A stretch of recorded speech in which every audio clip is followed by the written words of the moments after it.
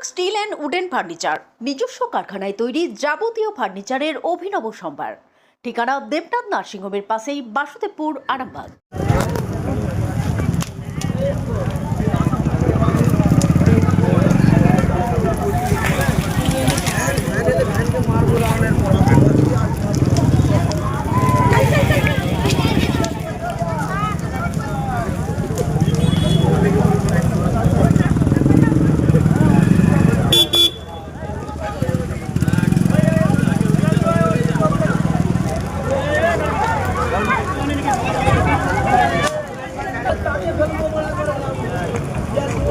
High drain ছিল একটা আমাদের এখানে। আচ্ছা, হাই ড্রেনটা মানে ওরা বন্ধ করে দিয়েছে, সেই নোংরা জলগুলো সব বাখুলে যাচ্ছে।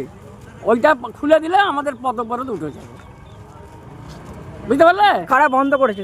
এটা বন্ধ করেছে এইসব কামরুলরা, বুদোরা, খোকনরা, হ্যাঁ এরা সব, ওরা সব বন্ধ। ট্রেনটা কি পৌরসভার পক্ষ থেকে করা হচ্ছে? পৌরসভারই ওটা। আজকে কি পৌরসভায় জানিয়েছিলেন? হ্যাঁ জানিয়েছিল, আসেনি। হ্যাঁ কাউন্সিলরকে জানিয়েছি, চেয়ারম্যানকে জানিয়েছি, কোনো কথাই গিরা দিলাই, শুধুই বলছে টাকা নেই, টাকা নেই, কি করে হবে? এটা কোন জায়গা? এটাই পশ্চিম হরিপুর।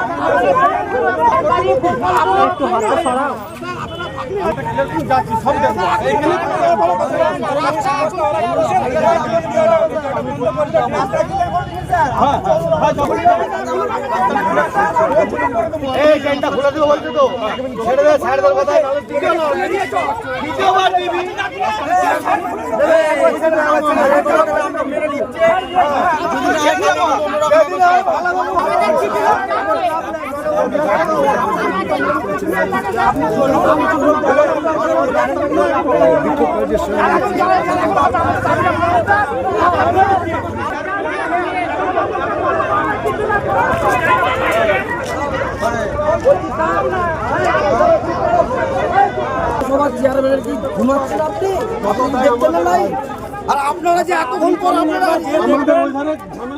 তাহলে স্যার আপনাকে জোর করি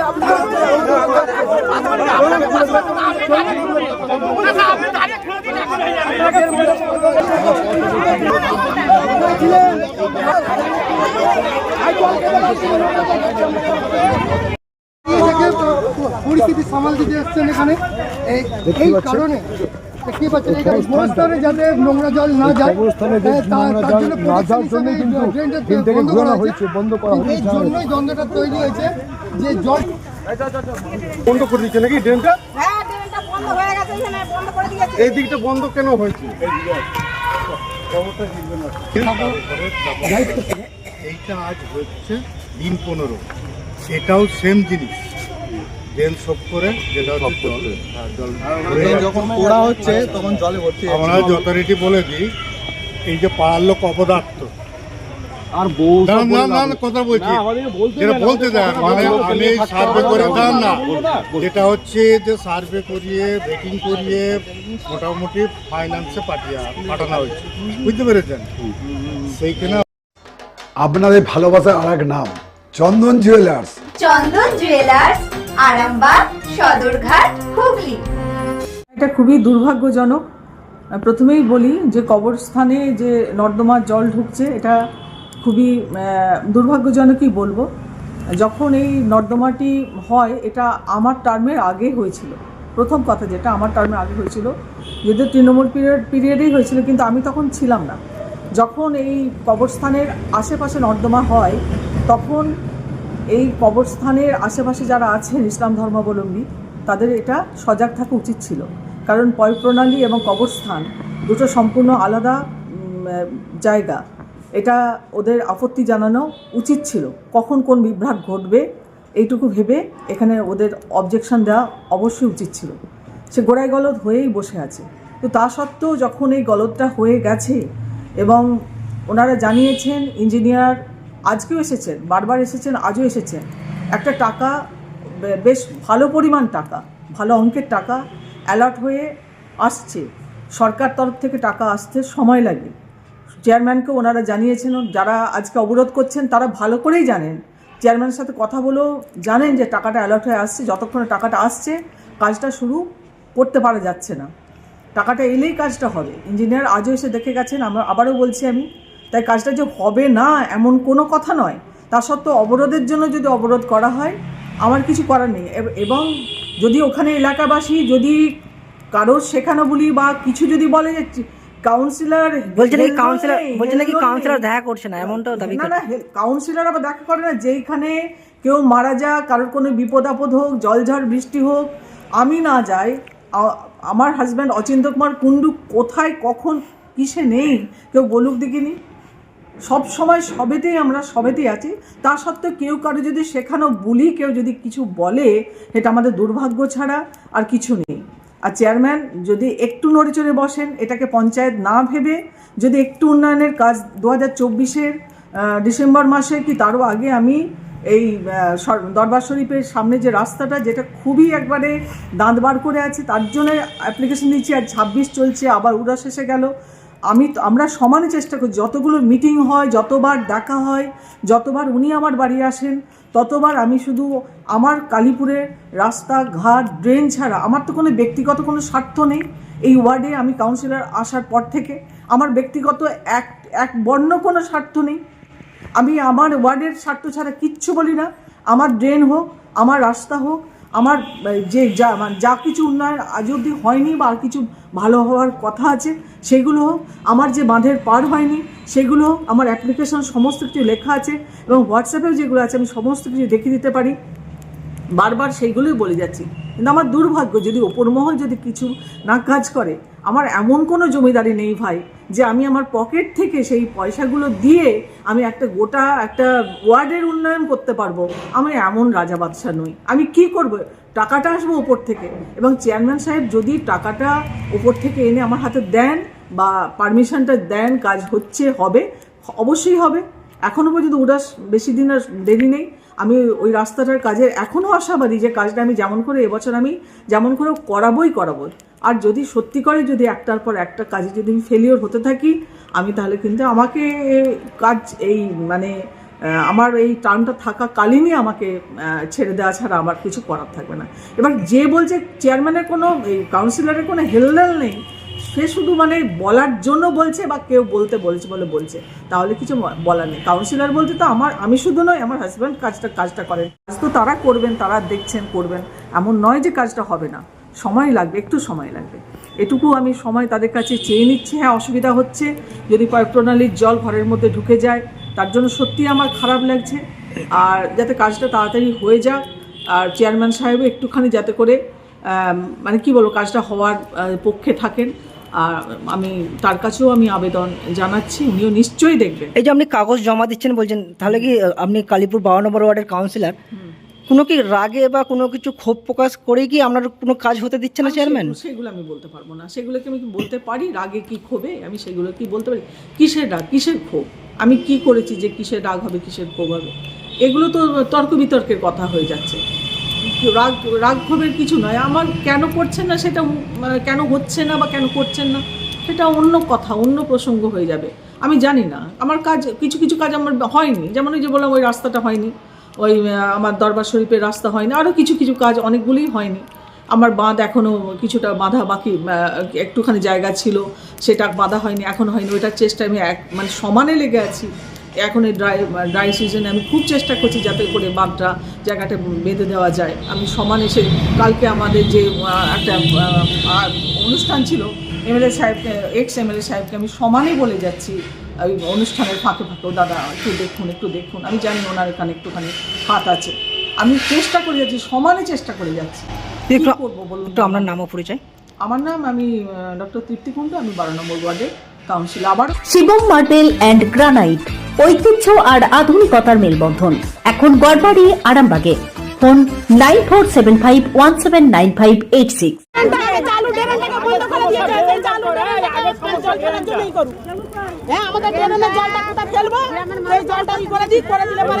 ড্রেন কি হচ্ছিল?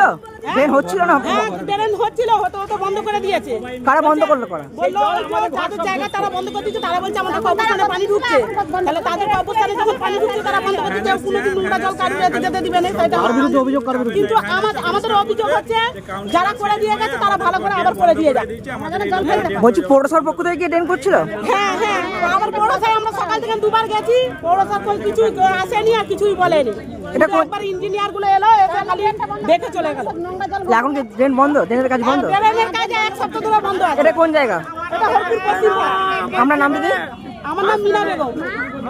আমি কি করতে চাইছেন? আমাদের ড্রেনের এটা মুখটা খুলে দিক, নাহলে ড্রেন তৈরি করে দিক, তবে আমরা আন্দোলন বন্ধ করবো, নাহলে করবো না। কার বিরুদ্ধে অভিযোগটা কার বিরুদ্ধে যাচ্ছে?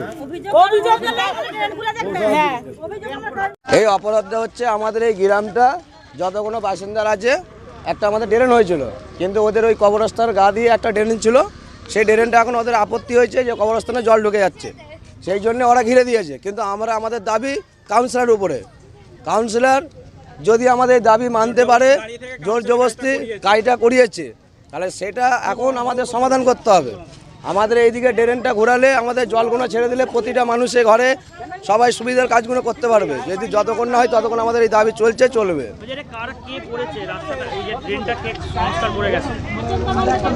ড্রেনটা করেছিল কারা? ড্রেনটা করেছিল কি? পৌরসভা করেছিল, পৌরসভা। এটা হয়ে গেল অনেক দিন। কতদিন হবে গো জামাই? বছর 3 হবে। আজকে হঠাৎ বন্ধ করে দিয়েছে, সেই কারণে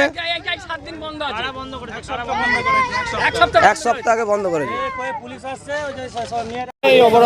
অবরোধ বলতে আমাদের প্রায় 700-800 আমাদের গ্রামে বাড়ি আছে, তো ওই বাড়িগুলোর জল নিকাশি রাস্তা আমাদের ছিল, ওই রাস্তা আমাদের দিন 10 হলো হঠাৎ করে বন্ধ করে দেয়।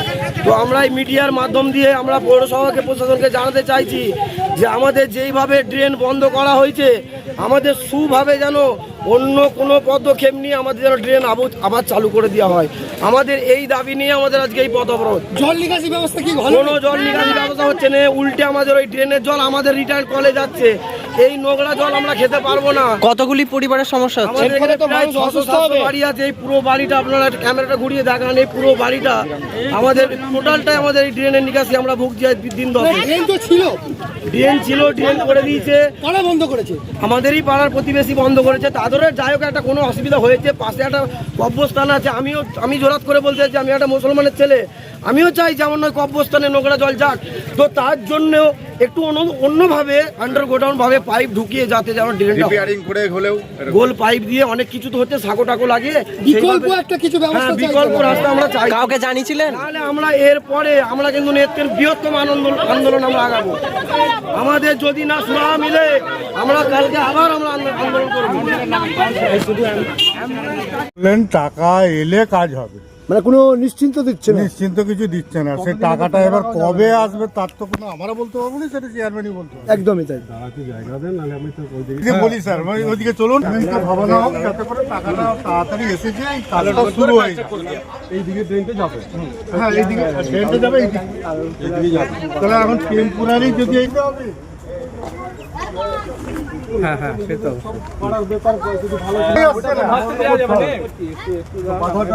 মানে এই যে ড্রেনটা পুরো বাধাটা কে দিচ্ছে? ওই যারা অপরাধ করছে, যারা অবরোধ করেছে, কেন করেছে সেটা তারা বলতে পারবে। পৌরসভা বলছে এইদিকে এখন আপাতত এরকম স্ল্যাব দিয়ে করা যাবে না, আমরা পথ অবরোধ করতে পারবো। তার উপরে পৌরসভার উপরে পৌরসভা, তাহলে সে পৌরসভার চেয়ারম্যানকে তাহলে ডাক করা দরকার। আমরা পৌরসভার কাউন্সিলরকেও আমরা হাই করেছি, আমরা কাউন্সিলরকে ডাকা করেছি প্রশাসনের মাধ্যমে। আপনারা এইটা যদি ঠিক করতে হয়, আপনারা কি বলতে? ডক্টর অজয় শাস্ত্রীকে অনেক ধন্যবাদ। যে ছেলেকে আগে বকেও পড়ানো যেত না, সে আজ নিজে থেকেই পড়াশোনা করছে। ডক্টর অজয় শাস্ত্রীকে অনেক ধন্যবাদ। আজ শুধুমাত্র ওনার জন্যই আমার ডুবন্ত ব্যবসা আবার নতুন করে সফলতার স্বাদ পেল। আমাদের একমাত্র মেয়ের বিয়ে হচ্ছিল না, কিন্তু আজ সে সুখের সংসার করছে। ধন্যবাদ ডক্টর অজয় শাস্ত্রীকে। এনাদের মতো যদি আপনারাও জীবনে সুখের পরশ পেতে চান, তাহলে আজই স্ক্রিনে দেওয়া নম্বরে কল করে যোগাযোগ করুন ডক্টর অজয় শাস্ত্রীর সঙ্গে। জীবনের কঠিন মুহূর্তে আপনাকে সঠিক পথে পরিচালিত করবেন আন্তর্জাতিক খ্যাতিসম্পন্ন স্বর্ণপদক ও স্বর্ণ মুকুট প্রাপ্ত ডক্টর অজয় শাস্ত্রী। তিনি শুধু আপনাকে পথই দেখাবেন না, আপনার জীবনে সত্যিকারের সুখ, শান্তি, ঐশ্বর্য, অর্থ যেন সঠিক সময় আপনার কাছে পৌঁছে দেয়, সেই দায়িত্বও নেবেন। তার অভিজ্ঞতা এবং জ্ঞানের আলোতে আপনার জীবন হয়ে উঠতে পারে নিরুদ্বেগ ও সমৃদ্ধির পথে ধাবমান।